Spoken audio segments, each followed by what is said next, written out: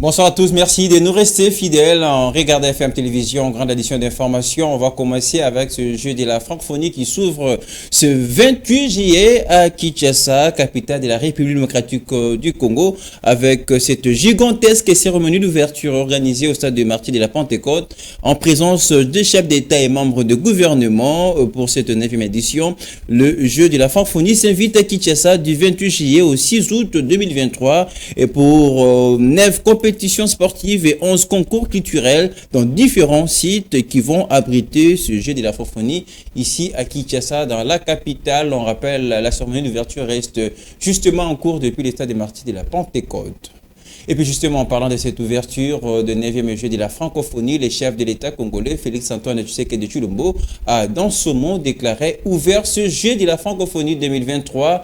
Le président de la République a par ailleurs exprimé son vœu de faire de cet événement une grande réussite pour la jeunesse. On va l'écouter. Ce titre, l'avenir de la francophonie se joue également en République démocratique du Congo. C'est pourquoi, conscient de leurs responsabilités au sein de la francophonie et décidé à les assumer pleinement, notre peuple et ses dirigeants ont consenti d'énormes sacrifices pour organiser ces Jeux dans une conjoncture financière difficile due à la pandémie de Covid et à la crise de sécurité à l'Est. Aucune œuvre humaine n'étant parfaite, des failles ne manqueront certainement pas d'être relevées. Cependant, tout a été mis en œuvre pour que cette 9e édition des Jeux de la francophonie soit un franc succès. En effet, tout a été fait pour que cette édition, comme les précédentes, offre aux jeunes francophones d'Afrique, d'Amérique, d'Asie, d'Europe et d'Océanie, artisans de la francophonie d'aujourd'hui et de demain, non seulement l'opportunité de se rencontrer, de se découvrir et de tisser des liens entre eux, mais aussi la possibilité de faire pendant 10 jours l'apprentissage de la vie en commun dans la diversité culturelle, exercice qui exige sportivité, c'est-à-dire respect de l'identité d'un chacun, tolérance mutuelle et complémentarité. Mon vœu le plus ardent est que cette période que nous allons passer ensemble soit mise à profit par nos hôtes pour découvrir les talents de nos athlètes et la richesse du patrimoine culturel congolais avec ses écrivains, ses peintres, ses sculpteurs, ses stylistes, ses artistes musiciens, ses danseurs traditionnels,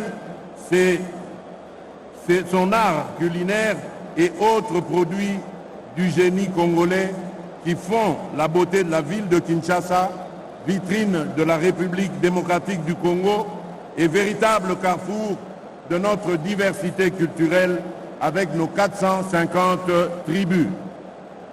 À tous les compétiteurs, je sais que vous vous êtes bien préparés et que vous nourrissez, chacun d'entre vous, l'ambition légitime de remporter la victoire finale dans votre discipline de prédilection.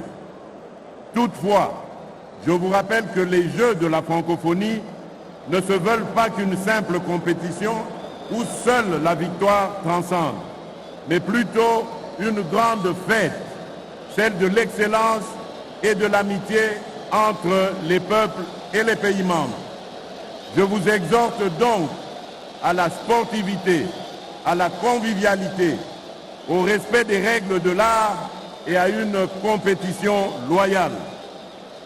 Je déclare ainsi ouverts les 9e Jeux de la francophonie.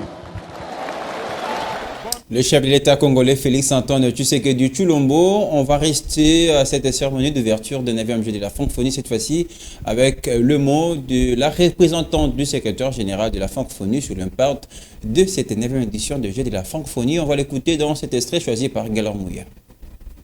Les ministres et délégués, chère délégation de la francophonie, chère jeunesse francophone, en cet instant magique où nos jeunes scintillent au firmament de la francophonie, c'est avec une immense fierté et joie que je suis devant vous ce soir.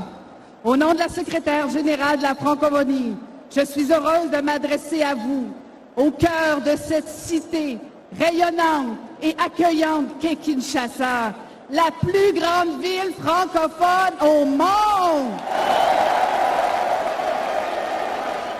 La représentante de la secrétaire générale de la francophonie, dans un extrait choisi par Gaylor Mouya. On rappelle en même temps, la cérémonie d'ouverture reste en cours depuis le stade des martyrs de la Pentecôte. Nous y reviendrons dans nos prochaines éditions.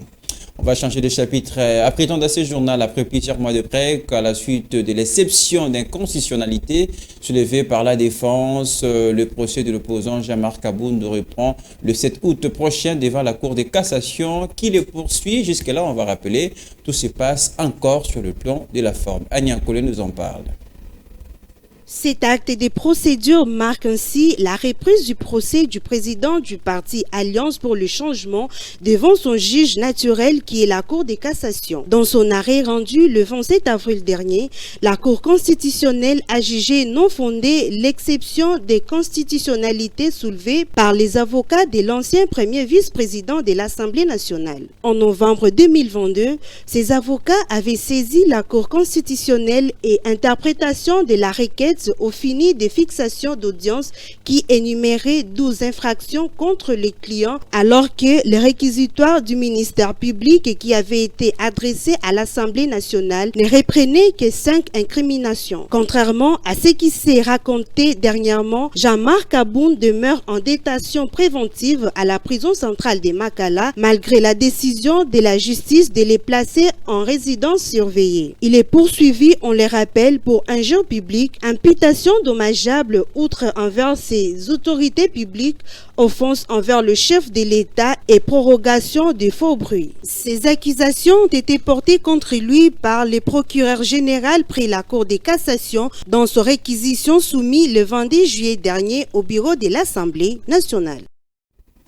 Le développement de la province de Kwilu, c'est son vœu le plus ardent. Voilà les motifs qui a poussé Simon Mouké-Kadong à se rendre dans sa province natale, précisément à Idiofa la semaine dernière pour déposer sa candidature à la législative nationale. On va faire le point dans ces reportages de Laetitia Mizegele et Papi Vangou. Les habitants du territoire d'Idiofa étaient comblés de joie de l'arrivée de Simon Mouké-Kadong qui apparaît à leurs yeux comme solution aux multiples difficultés qui le laissent sans mots. Candidat déclaré aux prochaines élections législatives, Simon Mouké fonce droit sans tergiversation pour les comptes du regroupement politique AFDCA du professeur Modeste Bati Lukwebo qui appuie sans faille la vision du chef de l'État Félix Tshisekedi. C'est les mots qu'il a partagés avec sa population de ces coins qui lui promet un soutien indéfectible. Vous avez vu vous-même comment la population elle-même est venue m'accompagner pour ce dépôt de candidature, c'est qu'elle est derrière moi. Donc ma première motivation, c'est cette population.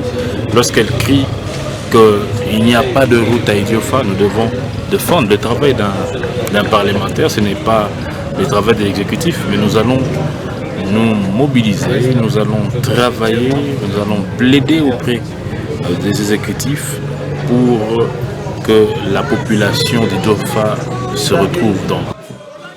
À cette occasion, un grand carnaval est parti de l'avenue Kabila jusqu'au centre de la CENI où Simon Mouké n'était pas seul pour faire ses pèlerinages. Il a été accompagné de sa mère biologique et quelques membres de son regroupement politique.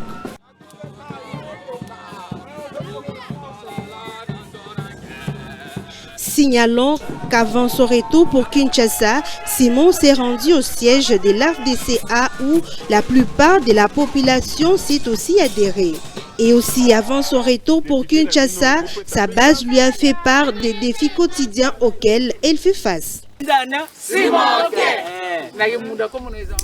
Religion à présent dans ce journal, la représentante légale de l'église Mbanjanjululu, Sikaka, lance un message à la population au sujet de la célébration de la journée de la femme africaine prévue le lundi 31 juillet à la place Sainte-Thérèse. Annie Mandoumbe a par ailleurs appelé le Congolais et toutes les femmes congolaises en général à prendre part à cette grande célébration où on va honorer Maman Kipanvita. On va l'écouter dans ses propos recueillis par Fifi Kalumbwe.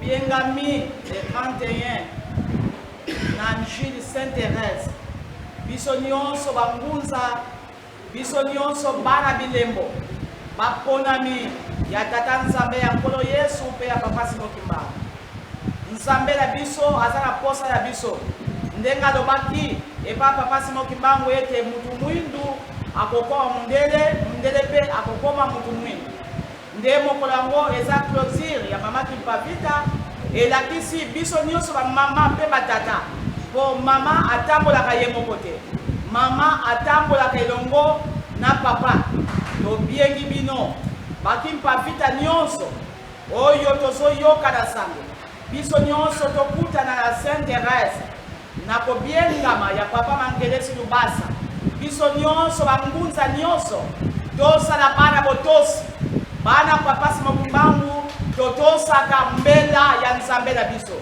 biso pe le 31 bangunza nyonso bamama batata bilenge biso nyonso tokutana na Jules Sainte-Thérèse ekoza esengo monene evenema ya munene oyo papa Simokimbangu pe ya Kimpavita bakosala bikamwa na bango batapasi baya toyebi ete na nguya molimo santo na kombo ya papa Simokimbangu bakobika na kombo na ye moto nyonso akoya akosenga lipa bakopesa lipa akosenga mbisi bakopesa kaka mbisi biso nyonso toza motema moko soki tokozala motema moko ekozala esengo nde mboka oyo ya Congo ekozwa kimia pe mboka oyo ya Afrika ekozwa kimia.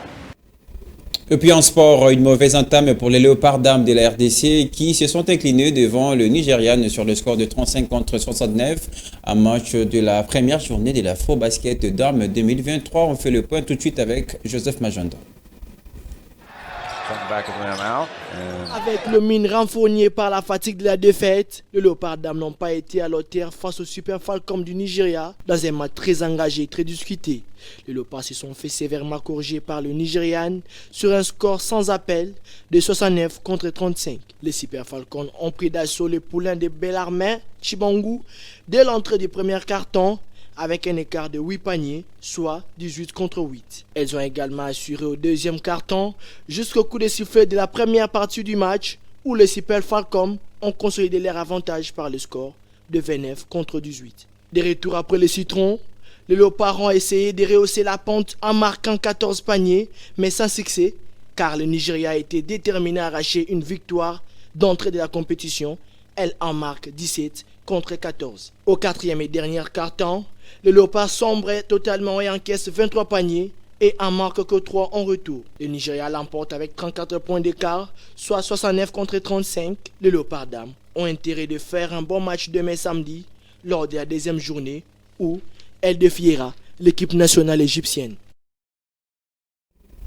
Si vous nous avez pris en cours, sachez que la 9e édition de Jeux de la Francophonie s'est ouverte ce jeudi 28 juillet 2023 à Kinshasa, capitale de la République démocratique du Congo, par une gigantesque cérémonie d'ouverture organisée au stade de Martyrs de la Pentecôte en présence de chefs d'État et membres de gouvernement. Pour cette 9e édition, le Jeu de la Francophonie s'invite à Kinshasa du 28 juillet au 6 août 2023 pour un total de 9 compétitions sportives et 11 concours culturels dans différents sites qui vont abriter ce jeu de la francophonie à Kinshasa. C'est la fin de ce journal. Merci de votre large fidélité à nos programmes. L'actualité continue sur notre chaîne YouTube. Tapez Fondation Maloya Télévision. On va vous laisser en suivant une compagnie de ces images qui annoncent évidemment l'ouverture de la 9e édition de jeu de la francophonie. Merci de nous rester fidèles. Se régaler. Alors la question sapologie, je ne sais pas ce qu'il nous a fait là, on a l'impression de... Ça va venir, ils vont venir, tu vas reconnaître facilement. D'accord, d'accord. Avec Interclub de Nanzo de Kinshasa. Benzango dont tu parlais tout à l'heure. Oui. La Marelle qui est devenue sport national. Sport national avec les dames, avec celle de Congo-Brazzaville et de Congo-Kinshasa. Et on a voulu mettre ça en démonstration au jeu de la francophonie parce que c'est un jeu qui a duré, qui est depuis longtemps, on pratique toujours. Oui, puis qui vient des écoles, hein, qui vient